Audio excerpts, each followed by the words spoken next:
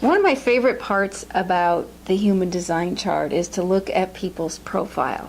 So we start with learning about the different types, and then what is the inner authority. And then the next part is we look at what's a person's profile. And I find this to be one of the most telling parts about an individual. So how I look at profile is I see profile is who we are, who's the character that we're playing. You know, what costume are we wearing? What role are we here to play in this lifetime? And so I'm a 6-2 profile. And I happen to be a 6-2 that is gone through their third phase or gone through their Chiron return. So as a 6-2, we look at things as the observer and the administrator and see what other people might not see. One of the most interesting dilemmas for a 6-2 profile is that there's this internal push, an internal drive or pressure to be a role model, to really have your life in integrity and to do the right thing and to show that to other people, not necessarily tell them, but to show them. That's a lot of pressure to live under.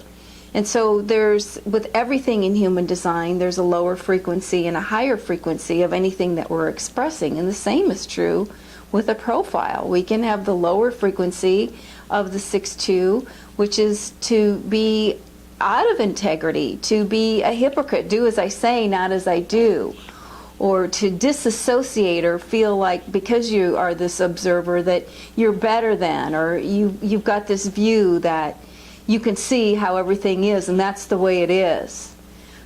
So that's kind of the lower frequency of being a 6-2 or part of it.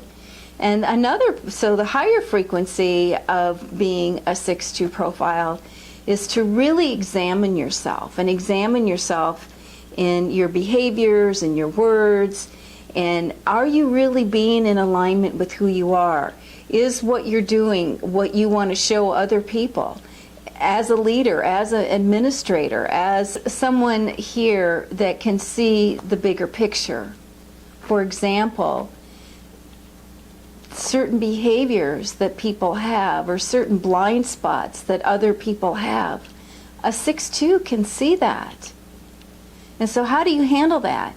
Do you handle that as, well, geez, don't you see it? Or, you know, from some place of arrogance? Because that can also happen with a 6-2, is they can become very arrogant.